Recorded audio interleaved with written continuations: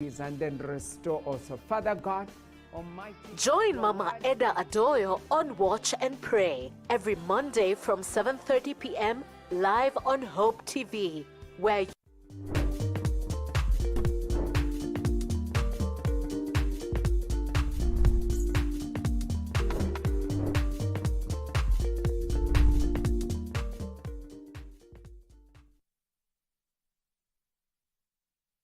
To every last one of you that has joined us tonight, we welcome you to the show. It is my pleasure to welcome every last one of you to this show tonight. We have occupied today your leading Christian show on Hope TV tonight. So most welcome. Feel at Jesus' feet even as we go through the show tonight. We are privileged to have two guests with us today. I will be asking them to introduce themselves in a very short while. This show equips business people, business women and men in the marketplace so that they are able to do their work for God's glory, to bring in radiance, to bring in vibrance, to bring in businesses that are aligned to the will of God. And of course, it is the will of God that every one of us should prosper. I mean, when we look at what God even tells us in the book of John 10:10, that he came that we may have life and have it abundantly, that doesn't leave out the business person. So for you and I who are in business, the Lord wants us to prosper and do amazing things. And this leads us to our amazing topic tonight. We want to discuss on the topic of enlarging the borders, how to win big in business. How amazing to be joined by an able guest that will be able to encourage us, that will be able to discuss with us what they have been able to do to be able to enlarge their borders and to be able to win big in business. So most welcome. My name is Sarah Kajuju, and I'm glad to host you tonight. I'm glad to have every last one of you that has logged in tonight. I am a growth coach, and amazingly, I work with business people, but I also work with individuals. I work with business people as well as individuals who want to bring out the very best in their lives in terms of living a life that God called them to live. So most welcome tonight. Thank you very much for joining us, our dear guests. Thank you. I am happy to host you, Isaac and Anita. It's my privilege. And I want to welcome you today to Occupy Today. I want you to quickly introduce yourselves. Probably I can begin with Anita and then I go to Isaac. Begin by telling us what you're doing in the marketplace, your name and where you've been, and how God has helped you to get to where you are in business. Most welcome, Anita. Thank you. My name is Anita Nyoro. I am founder and CEO of Cool Black and Rich Black. Cool Black started as a tailoring fashion brand, apparel brand where we custom tailor clothes, but right now we have grown to be a lifestyle brand where we don't only deal with clothes, we deal with many other products, customized gift items, jewelry and accessories. And I have another company by the name of Rich Black, which deals in jewelry, fine jewelry, beautiful jewelry, and jewelry that represents you as a person to feel good and to look good. Yes. Cool Black and Rich Black. Yes. You'll tell us why black. The Black family. The Black family, right? You will tell us about that Black family we know nothing about. Sure. But most welcome, Anita. It's Thank you. really a pleasure to have you in the show tonight. Thank you. Karibu sana, feel at home and feel good on that chair that you sit on so that you're able to speak to our audience. Thank you. Karibu sana. Isaac, Yes. are you also black? Yes. By color and race, I'm black. And my name is Isaac Ndungu. By profession, I'm a high school teacher. For like 15 years, I have taught high school. So I've explained, I was teacher of English. And then that is 10 years ago, someone told me about a business I could do alongside my teaching. And I came on board and I realized they were talking about health and economic empowerment. So I came on board, so that is 10 years ago. And so I have been concerned majorly on the issues of the chronic conditions, issues to do with diabetes, issues to do with cancer-related complications, those chronic conditions, majorly brought about by poor feeding. So that has been my area, and it also touches on the issues of money. And so I thought when I was still doing the business, and then at some point I had to leave the TSC. Yes. So you have a TSC number. I have a TSC number. Amazingly, I also have a TSC number. Oh, okay. Imagine, I'm a teacher. I'm supposed to be teaching home science in high school. Oh, all But right. can you imagine a third year, I just decided, this is not my thing. Okay. But amazingly, God has a way of taking you back to where you ran away from. Sure. Because I have been teaching, though not formally in high school. All right. So yeah, it's good to meet one of my own. Thank you. Thank you very much. Most welcome to the show. Thank you. And I want us to just dive deep and straight on into this topic, enlarging the borders, how to win big in business. I don't know whether you're winning big, I don't know whether you're winning small, but I just want to hear of your experiences in this area, where you've allowed God to help you enlarge your borders and to win big. What can you tell us about your business? Did you just begin big as you are, big black Family. black family? Did you begin big as you are, or did you begin with small steps? And what has helped you along the way to carve your brand and to bring it out to where it is today? Okay. When we started Cool Black, I started first with Cool Black, which was a very small business in Githurai 45. We were making hoodies only. And 8 years later, we have been able to grow. We did not leave what actually has propelled us to be what we are today. We still make hoodies. We have made very many improvements. And I think where we are today, I would say it is our customers who have actually brought us here, and I like to appreciate Kenyans for that. Kenyans have appreciated our products. They have showed us so much love, and they always give us feedback on how to improve ourselves. And that is one thing we appreciate, that they do not just simply walk away from us, but they are always there to give us good criticism, to show us on the way forward and what we can improve to serve them better, and we are always there and ready to listen to them. Wow. And that's why today we are where we are, and that's why we are not the same place where we were 8 years ago. We always give our customers the ear. We always listen to what they have to say to us, and we are ready to improve to suit their needs. They're always at the center of our heart. Oh, wow. Yes. I love the way you have the customer at the center of everything that you do. Yes. But I'm also curious to know, what was your first day like in business, making hoodies? Was it just hoodies, or did you begin with something else and then you carved yourself into hoodies? Okay. How was that? For, I tried different products myself, and I needed a breakthrough into the market. For example, I had very good designs, but I would approach a corporate company and they don't believe in me because they probably haven't seen what I've done before. So what I did first is I wanted to penetrate the market to ordinary people. So I went to the drawing board, I made designs, I made kitenge designs, and first I put them out into the market. At first, so what actually drove me to the hoodies when I wanted to penetrate the market is I needed a unique product to penetrate the market. And at that time, there was no one doing that product. I was walking around checking out fabrics, and I saw this one fabric, and even the supplier of that fabric did not know what to do with it because nobody was buying that fabric. But I knew what that fabric was for. I went out, I did my research in the market, and I could not actually believe it. This is like a door that God had opened for me, that I would have zero competition entering this market. I went out to my friends and my families, and I told them I have this idea, and I laid down a proposal for them, and they were able to raise cash for me to venture into this business to get machines. My first shop was actually, I was paying rent for 2,500. Wow. Yes. Wow, wow, wow. I was very frugal. Every cent matters. And so what I did with that capital, I got 3 machines, and I believed in myself, and I saw my proposal, and I knew it would work out, and I went and bought out all the stock in that man's shop.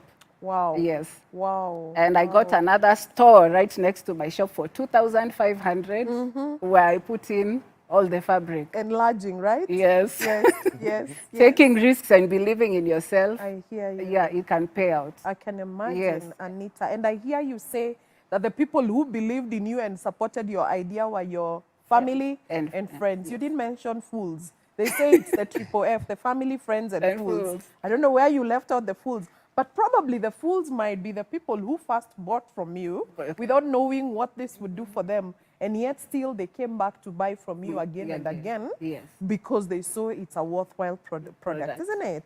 I will say, I understand what you're saying. And I know there's that type of business where it waits for the next bigger fool for you to cash out. I know. And I don't like to tell people support my business. I want to bring you a product that you will love. Value. Yes. Yeah. And when you see it, you will want it.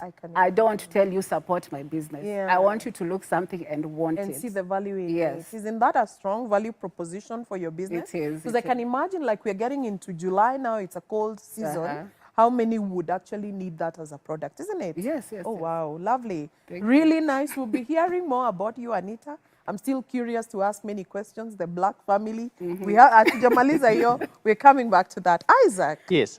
Tell me, being a teacher and then venturing into business, what has business meant for you? Where did you begin? What was it like the first time you got into business? And what exactly is your business doing, and how is it enlarging the scope and getting out? Well, apparently, I was not brought up in a family where business was. I was brought up in a family where the major issue was go to school and work very hard, get very good grades, and finally you get a very good job, and that job will take care of you. But deep within me, as I taught, I started teaching somewhere in Chogoria, Meru. And as I taught there, deep within me, and I would occasionally share it with my teacher, the other teachers in the staff room, I would tell them, I don't want to retire as a teacher. I had no problem with teaching, but I felt within me I didn't want to retire as a teacher. And then I'm a dreamer. I was looking at the salary I was getting from the TSC is a good one, but then I would also look at my dreams, and I realized they would never meet. So kind of, deep within me, I was looking for an exit, kind of. So I got a transfer from Chogoria, and I started teaching in a girls' school not very far from Thika town, where I was born and brought up. And while I was there, that's when someone told me about this business. When I started, it was very small. In fact, it was kind of not there. You know, when you talk about faith, it was like, so someone tells me, we have this opportunity. It is handling health, it is handling money, and you also have chances to travel. So I had never gotten out of this country. In fact, I first saw the inside of an airplane when I came into this business.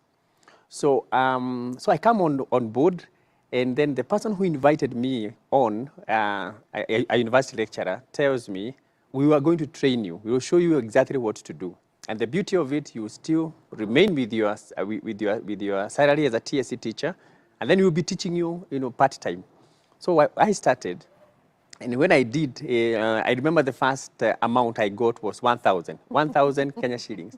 It was exactly not US dollars. No, in fact, to be exact, it was 1,362. Okay. And a colleague teacher actually asked me the same question in the staff room. You told me this is an international business. Is this money in Kenya shillings or in US dollars? I know. And I felt like I shouldn't actually continue with the business. And actually, the person told me. Those are the Sanbalats and. Yeah, sorry. And the person actually told me, oh, we know this business. It's only that we didn't really want to tell you in the beginning, but I know it won't go very far. Oh, my. So it was like, I came back to the person who had invited me, and I told him, I was told this business is known and doesn't go very far. Then he told me, don't you worry, what you do, just listen to me. I will train you. I will show you how to go about it. So I continued with the business. And basically what I was doing, the basics of the business were using the product. We have a long range of products for health. We have also products for cleaning, the home care. We also have a product for farming, and we have skincare products. And then the person told me, what you do, just do the basics. So I did the basics, and I still remember my second check was 29,000. Oh, from 1,362. Yes, 29,531. And that really now brought me, it woke me, much more. And it was like, oh, there's something else I can do and get money apart from explaining the adjective. I wonder how much you were earning. Would you want to tell us how much TSC For sure, was giving you? I'll tell you. Yeah. Because I want to compare 29. Yeah, My TSC salary then was around 60,000. But then when I would get this 60,000, that was the gross salary. So it would have to go through the pay as you earn, pay as you eat, pay as you walk around, pay as you marry. There's one that teachers, male teachers pay. It is called Widows and Children Pension Scheme. So pay as you marry. Yeah, pay as you marry. So it is only taxed men that are married, that are teachers.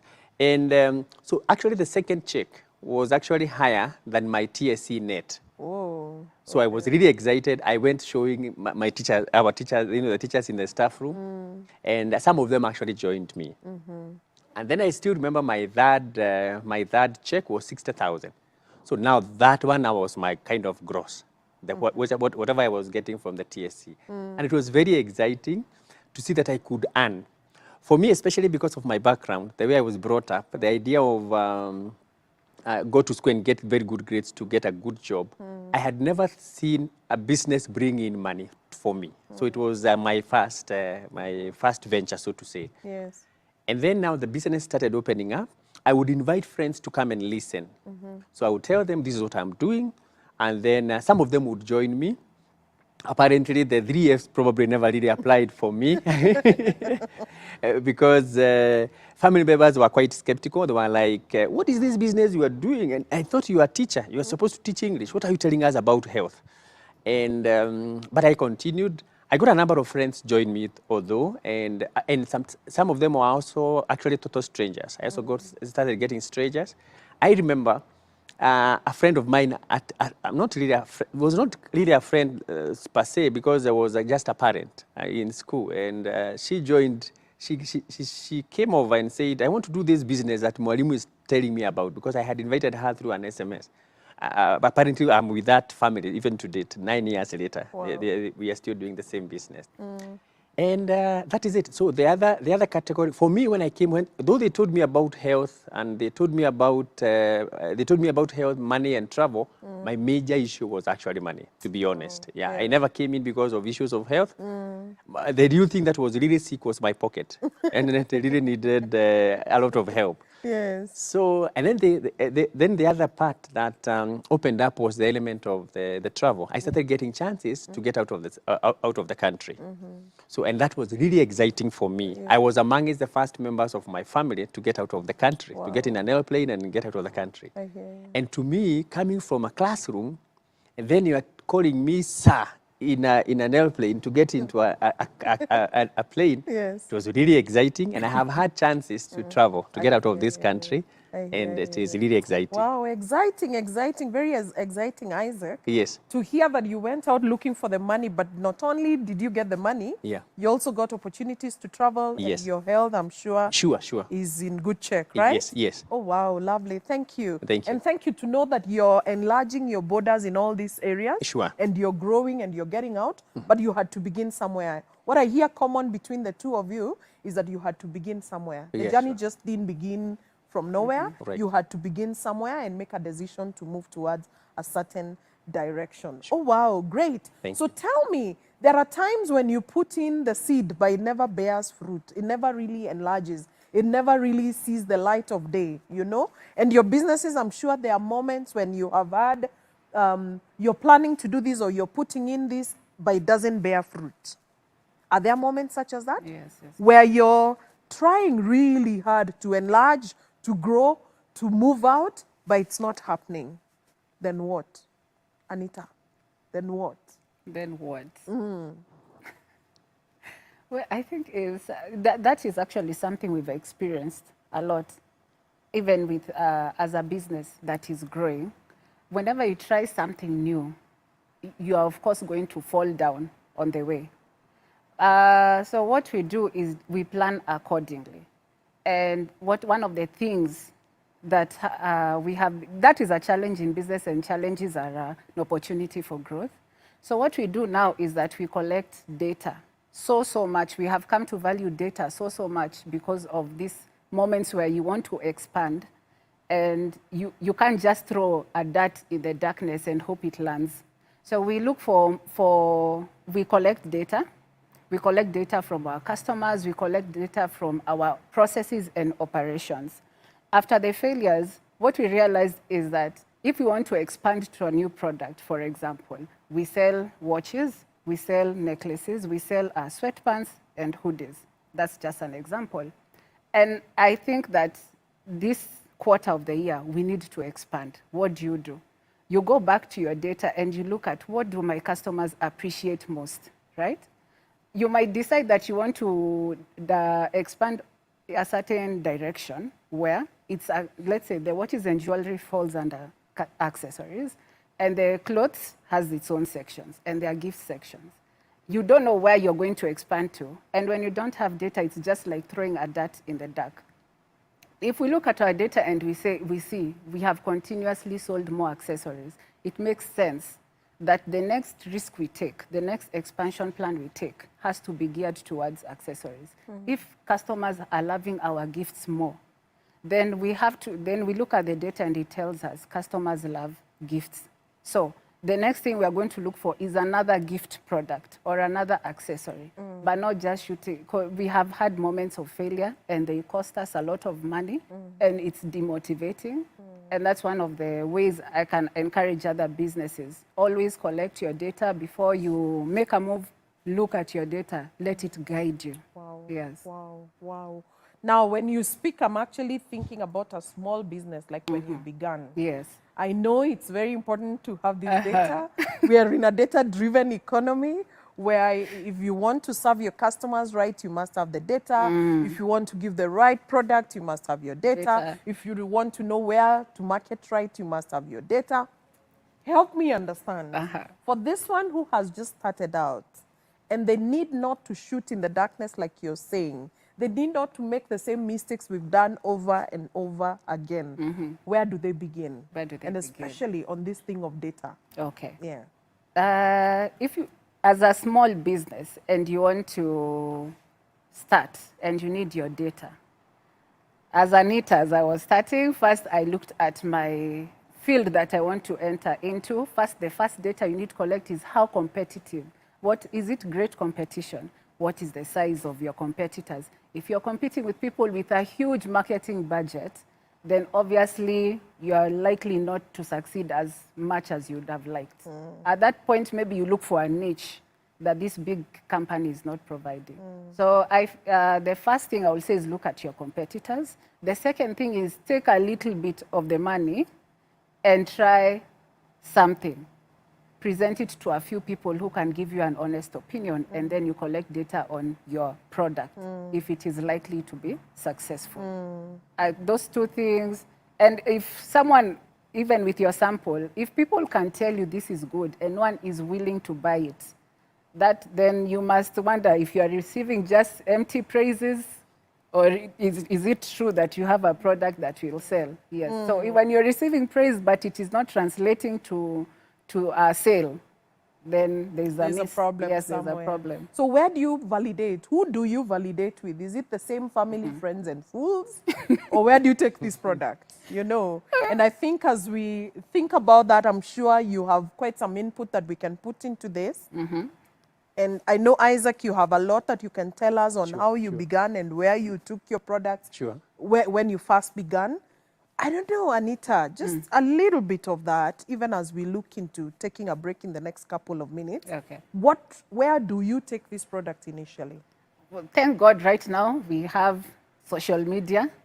You can make a page, put it there, and if people buy, then you have something, right? You can take it to your friends. Especially if your friends and family buy, for sure there you have something. What if they don't? What if they don't?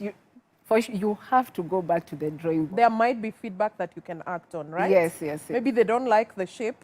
They don't like the colors. Or maybe there's just something they are not telling you. Yes. Yes. So you also need a group of people that can be brutally honest with you. I hear you. Yes. Or maybe you're selling an umbrella in summer, right? That could be the problem. Exactly. The timing may be wrong, right? Yes, yes, yes. Okay, so we take a break right now. And thank you, our dear viewers, for being with us. Please keep there. Don't touch that dial. Keep there. We'll be back in a few minutes. Let's continue on this big topic of enlarging the borders, how to win big in business. I'm sure you're picking something from our guest tonight. Don't go. Keep there. We're coming back in a few. Thank you very much.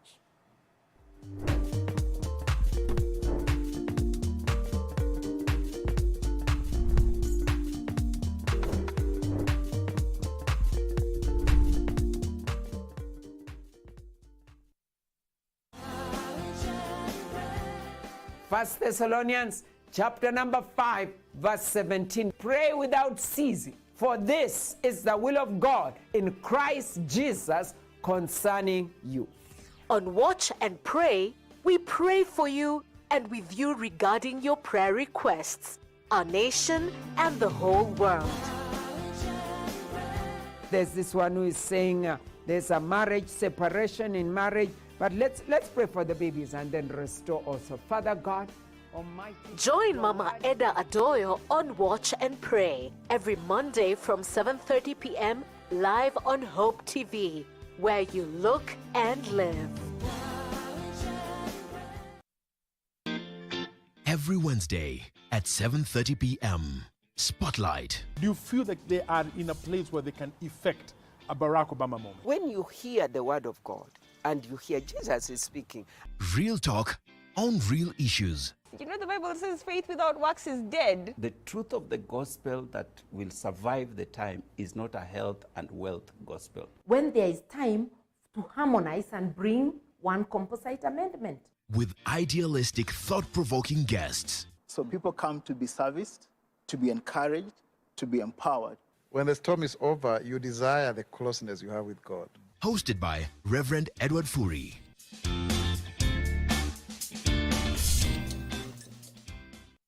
Hope TV is where you look and live, with an excellent selection of the best Christian programming consisting of local and international content, of inspirational stories, talk shows, Bible commentary, youth, health shows, children entertainment, contemporary gospel music, extended times of worship, live broadcast, news, movies, drama, Christian ministry programs, and so much more. Hope TV is another quality service from Christ is the Answer Ministries, with over 45% of authentic and credible local content every week. Hope TV is a sister station to Hope FM, Kenya's leading Christian radio station, with footprints across the country. Tune in to Hope TV, where you look and live.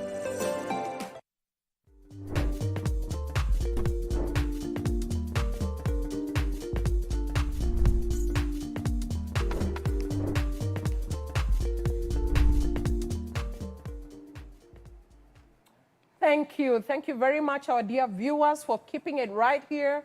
Please send in your questions, send in your comments. We are awaiting to interact with you some more in this show tonight. Send in your comments or your questions on Hope TV _Kenya, KE on Twitter, Hope TV Kenya on Facebook. And if you want to send an SMS, send it through 222-32. Enlarging the borders, how to win big in business is our topic tonight. And thank you very much, Isaac. Thank you very much, Anita, for being here tonight. And we move on. I know there are different ways of enlarging businesses. Right. There are different ways of growing in businesses. I have heard people say it was about getting another location, you know. Mm-hmm. I am in Nairobi. I want to open another location in Kisumu. I want to open another outlet in Kisii, and so on and so forth. But I think also enlarging in business has something to do with additional stuff, because you want to do more marketing, you want to do more reach. It could also be in terms of your revenue, that I used to make 1 million, but now my revenue translates to 3 million. That is growth. I wonder in what ways your businesses have grown.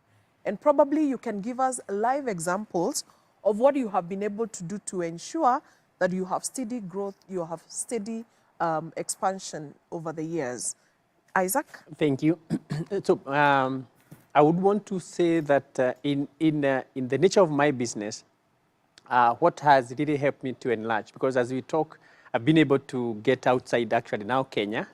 We've had chances to do the business, especially during the COVID time, and we got chances to get into the social media.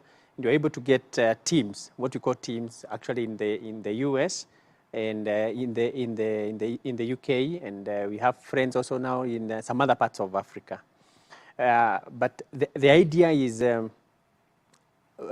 opening up the mind, and the beauty of it is that the company itself, the mother company, is quite big and is able now to open up markets. So for me, I go there for when I get the training now, I'm able to reach out and get to so many other areas now, or so many other countries, that I'll be able to expand the boundaries. In Kenya here, I've been able also to move out of Nairobi. I do a lot of presentations. I would get a number of people. I do the presentations to them. And I remember that one is where the parable of the sower really applies, because for me, when I sow the seed, so to say, a number of people will look at the business from afar and they will not touch it. Others will come and walk with me for a while and then go away. Others stick with me. So just like some seeds were eaten and others remained, and others give 30, 60, and 90, and 100-fold. So basically that is it. So I keep on talking to people. Like even yesterday, we were in Kitale and talking about the same business. And when I'm there, I'm able to get someone comes on board and says, I'm interested in the health program, in your health program. I have issues with arthritis. I understand you have good products, and they can help me. Somebody else comes and says, for me, my real issue is actually money. I want to do it as a business. So, and we handle them that way differently. And so the social media has really helped to move away from the boundaries that we used to have, so that we are able now to go all over the globe. And currently, the company is in 58 countries. So I take advantage of that. So when a new market is open, for example, now they're opening Australia. So I now pitch my tent there through the social media, and I'm able to tap that market. So for you, it's the power of social media, it's the power of digital marketing that has helped you to go to different areas of the world, right? Yes. Okay. And that translates again to money, to travel, to health. Exactly. For you. Exactly. Yeah? Exactly. Right. Okay. Right. Thank you. Thank you, Isaac. How about for you, Anita? What aspects of growth, what avenues do you look at to say that you're really growing, and how have you been able to bring out this? Okay. When I look at my growth, first I look at my the market, my customer base. Is it expanding? And as my customer base is expanding, I want to know how often do my customers interact with my products. For example, let's say in 2020 was a challenging year after COVID. But for us, it was an opportunity to rise. So there were many challenges during COVID. There was likelihood of business going down, and many business actually closed during that time. So for example, in 2020, we already have a customer base. So what do? We needed more revenue in 2020, and we did not need our revenue to diminish. So while we were focused on selling T-shirts and hoodies, in 2020, we expanded into more areas of revenue. So that's when we brought in the jewelry. That's when we brought in the sunglasses.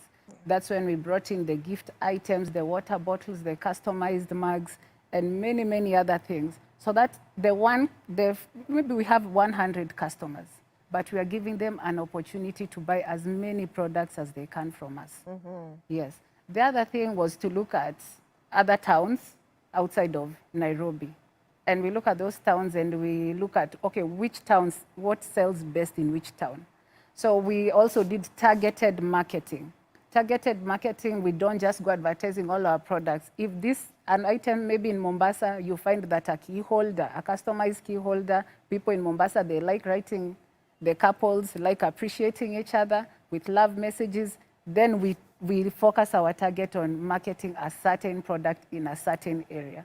And that way, even for our marketing budget, we realize very good benefits than just marketing blindly. Yes. Wow. Wow. And as you view, my dear viewers, our dear viewers, I'm sure you have questions and comments that you would want to bring on to Isaac and Anita. Please keep them coming on Hope TV _Kenya, on Twitter, Hope TV Kenya, on Facebook, as well as via the SMS line 22232. Keep us engaged, keep us right here. Would want to hear from you. We would want your questions as well as your comments coming in through these channels. So we are here. Definitely, I'm hearing you guys talk about expansion that has happened for you. And I'm sure there are different ways you have won big time. Are there key times in your business that you have seen, and yeah, this one, this is a big win for me, and you've celebrated yourself, people have celebrated you, and you can look back and say, was it not for the consistency? Was it not for beginning one time? Was it not for the journey began amidst, the storms that you went through? You would not have celebrated these big milestones. And we can discuss these milestones and tell us, what do you owe it to that you were able to celebrate those milestones? Anita? Well, that is actually an interesting question. Sometimes I find in business, you don't even take time to celebrate. There's always something else waiting to get done. I know. Let's say that again. Yeah? So actually now I realize I don't take much time to celebrate my wins. Oh my. Yes. Yeah. Okay, I know one win that has made me happy. Well, for every business except hitting your first million, that one is always a very big win. Kusema wewe ni millionaire. I know, you can say that again. That one is always a win to be celebrated. Yeah. Yeah, the next big win, I will say, was there's a certain big company that I was always chasing, and I just couldn't seem to nail them, right? And okay, what happened is that one of our very good customers used to buy things for herself. They used to buy things for herself and her family. And when you interact with your customer, it's always good to interact with your customers. We had an interaction, and they told me they work in that company. So I told her, can you please put in a good word for me, because you can see you're already my customer and you love the things that you buy from me. Yes. So can you just put in a good word for me with your procurement, that if they give me this job, of course, I'm not going to let them down. I will give them something nice, right? Yes. And I was able to present at that time. It was a hoodie with kitenge, and we looked for a kitenge that matches the brand colors for that company. Yes. And we decorated the hoodie and we put their logo. And when that business went in, I was so happy. There's nothing like getting something you have been chasing for so long. Yeah. I know. I was very happy for that. And unfortunately, I did not take time off to go and celebrate, pop a bottle, take myself for dinner. Maybe it doesn't even have to get there. Yeah. Sometimes even bowing down on your knees beside your bed and just telling God, thank you for this is good enough celebration, because you know you have labored and finally you got it. Yeah. And at that moment, I know there are many people who may be looking up to you to wonder, how did you even get this one? And some of us may think it's big things that we have done. But sometimes it requires just somebody to put in a word for you. Yes. And our small wins must not be big things, And when you're able to celebrate that big win every so often, and you're working towards something, I love the way you say that sometimes you're even too busy to notice that you need to celebrate it. Yeah. Why? Because the journey of entrepreneurship, the journey of business can be so rough. Yes, sure. That you forget that this little one that you have pursued and you have got is worth celebrating. But thank you very much. Thank you, Anita. How about you, Isaac? Well, I love the way she has really put it about that celebrating, the wins. And apparently, sometimes we forget because of the element of when you have achieved this, you already have another hand or another challenge that you want to overcome, and that's good. So for me, I have had miles, or rather, I have some landmarks that I can say there's a big win here, there's a big win there. First is when I was able now to get my salary from the government. I was able now to get money that was beyond the salary that I was getting from the TSC. And when I got that I was really excited about that. And I was able now to get an element of time freedom. I remember where I used to teach, my last school I taught. And the school was located somewhere a little bit down. So you would, from the matatu or from the marketplace, I would walk. And at some point, I started actually running. I used to have a very tough principal then. And sometimes I have the first class. And then I would find myself, after I disembark from the vehicle, I start running the matatu unconsciously. And you know now, autopilot, right? Yeah. And you know now, I started wondering. That time I am in my early 40s, or late 30s there. And then I'm running to go to work. Then I remembered I used to run in primary school because I would be beaten if I got late. And I was also being forced to run. I ran in high school, part of it being a command from the teachers and all that. In the university, I ran when I wanted. But now I'm working and I'm running. Then I realized I might run throughout my life. I might. You're a Maradona. Yeah, I might continuously run. Yes. So now, it was a very big win for me to actually be in a position to leave the employment and be able to take care of my family, be able to take care of the bills, and be able to still continue with the business. And to stop running. And to stop running.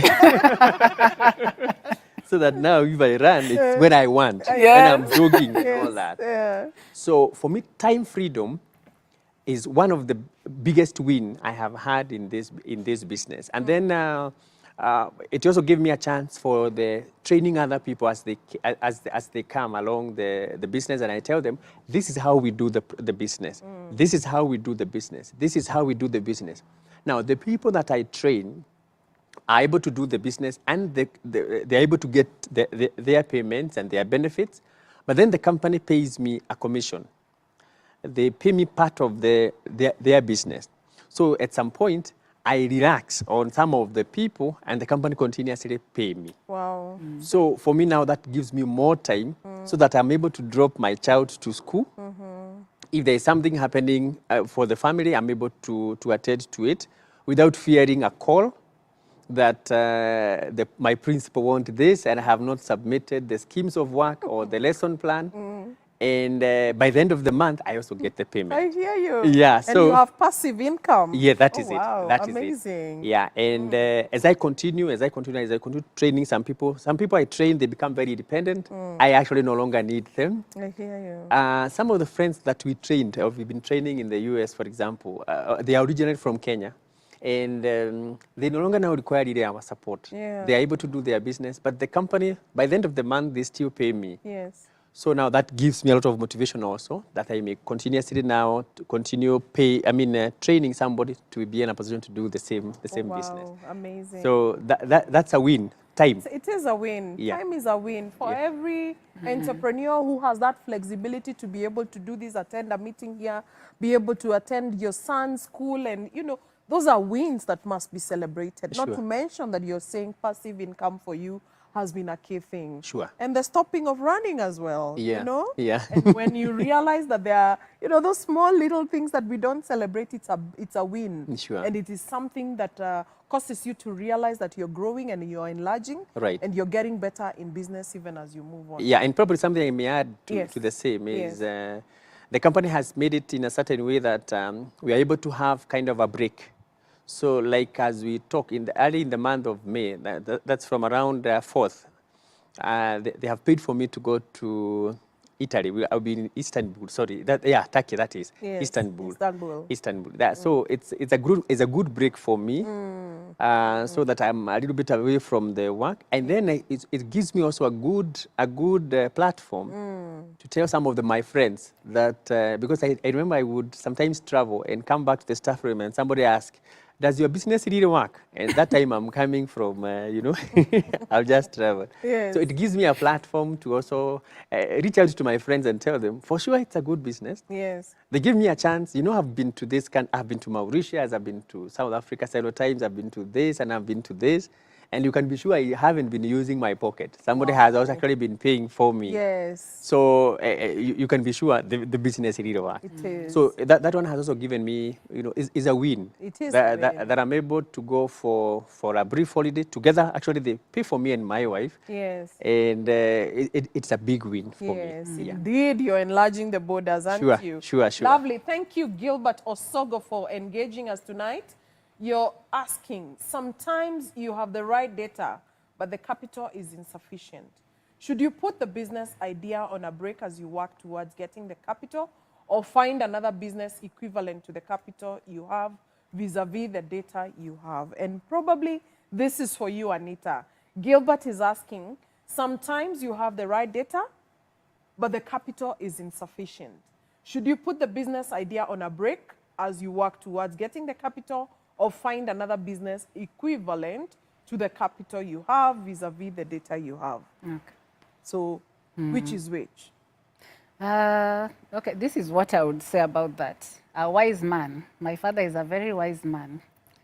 I went to him when I was about 22 years old, and I had a business idea. I'm now curious to know how old you are. Please carry on. No pressure. Yes.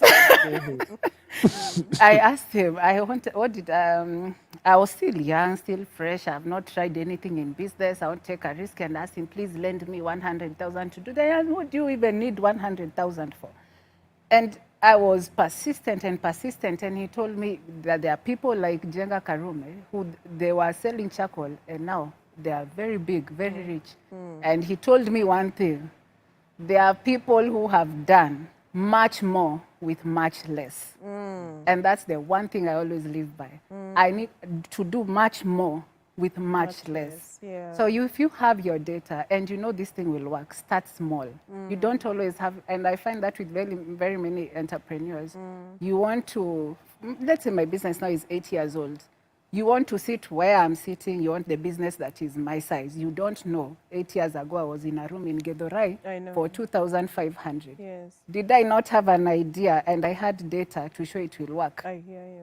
I had the data, but I didn't have the capital. Yes. But I had data to show people this is what I've seen and this is what I believe. Yeah. And in such a timeline, I know I can make and return your capital. Yes. So whatever they gave me, I started with that, right? I did not wait to get 100,000. I actually started with 30,000. Wow. Yes. And a good mouth that, and this supplier actually gave me half the goods on credit. I didn't buy all of it cash. Yes. Yes. And to be trustworthy first. Yes. So if you have data to show, and you can make a good proposal to show that the data is true and the Yes. business can work, Yes. no matter how much capital you have, start with that. I hear If you. you prove it at that small level that it can work, you will always get more capital. Oh, you can say Yes. that again. Yeah. Yeah, because capital comes from what it is you have. Yes, proof of You- concept. Really, the proof of concept. Yeah. And many of us actually die at that level where you say, I have no money. I've Yes. listened to many young people, even as I do my coaching programs, and they say, I have no money, so I can't start. And I keep telling them, the other day I was talking to somebody who wants to do baking. She has an order for cookies from a client, and she has no money to begin. And I asked her, do you have a shop next to where you live? And she says, yes, there's a shop. Do you know that mama who sells that shop? Yes, Mama Kamau. And I go to Mama Kamau, pick eggs, pick unga, pick everything you need. Then whatever is left, come to me, ask me. You may not even need more than 300 shillings from me. But when you ask me for a whole 2,000, 5,000 shillings, it may not be available. Yes. You have a gas you have an oven that can bake. So get the things from Mama Kamau because she knows you. Social capital, isn't Sure, it? sure. Get it from Mama Kamau and promise that once you have sold this cake, you will pay.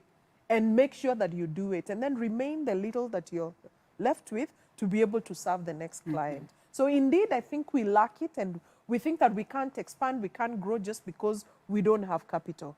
And Somebody once told me, just before you say, Isaac, yeah. that capital in Greek is capitas, and capitas is brains. When you say I don't have capital, you're saying you don't have the brains. You know. Yes. How sad. Yeah. So I am loving that for you. You actually just needed for somebody to trust you that you can deliver, and they lend you for that moment, and then you grow it from there. You actually used a third of what you thought you needed. Yeah. You're telling your father 100,000, but actually what you needed is the 30,000. That's it. And it built in something and something more. Yeah. Lovely. Thank you. How about you, Isaac? Bring it on. Thank you. I think I've loved that idea. In fact, in the field where I am, when somebody wants to start, because sometimes the starting capital is so little as 10,000, I started with 6,000. And there's some people that come and they really want to do the business, but they say they don't have money. So there's a simple way of using their mouth.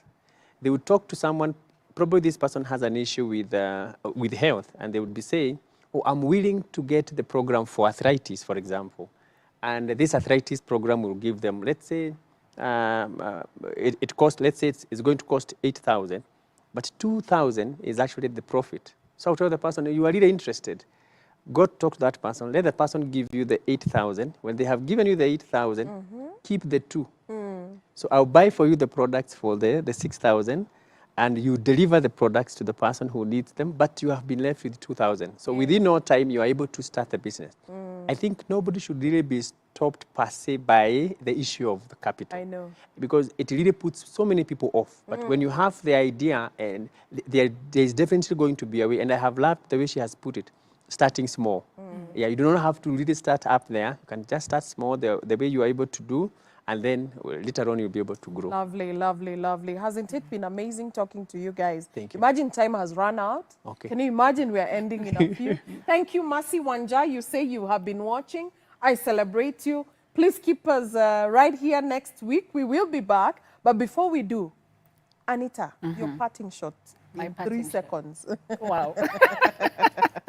Can that be done? Okay, my parting shot is to my fellow countrymen and women.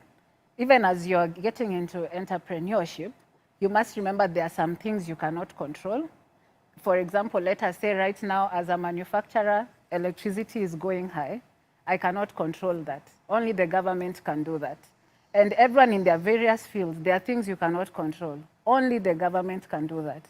I would like to urge all citizens of Kenya, for the sake of your future and for the sake of all of us, our prosperity, to always make sober decisions when they elect people, not just based on emotions and tribes, but something that is good for all of us, people that can be in positions of power to work for our prosperity, our health, our businesses, the future of our children. I would like to urge all citizens of Kenya to make sober decisions for the sake of our future. Wow. Yes. I celebrate you, Anita. Thank you. Thank you very much. I would want to talk and say that open up your eyes. Don't say it is hopeless. There is actually something you can do. And if you can open up your mouth and talk and tell someone about this and about that, there are so many needs around us and so many opportunities around us. Don't be too skeptical. Don't be saying, I don't want to try that one. Don't be too fearful. You have actually to really jump, get into there and start doing something. Apparently, you cannot steer a stationary vehicle. It has to start moving so that you'll be able to, to guide it. So you have to start. And starting small, as Anita had told us, would actually be a great thing to do. Amazing, amazing, amazing. Thank you. I have loved you guys. Thank you. I wish I could host you again and again because you have done it and done it very well. Thank you very much for the sober advice. Kenyans, let's vote the right people, as Anita says. But again, please begin. Don't say, you can't do this, you can't do the other. Just begin, and begin where you are with what you have. That's the only way you can be able to enlarge it. You can't grow something that you haven't begun. Sure. You can't grow a tree that has not been planted. So begin it, and then now grow it. The only way to enlarge it is by beginning it. But then again, even as you do this, trust in the Lord.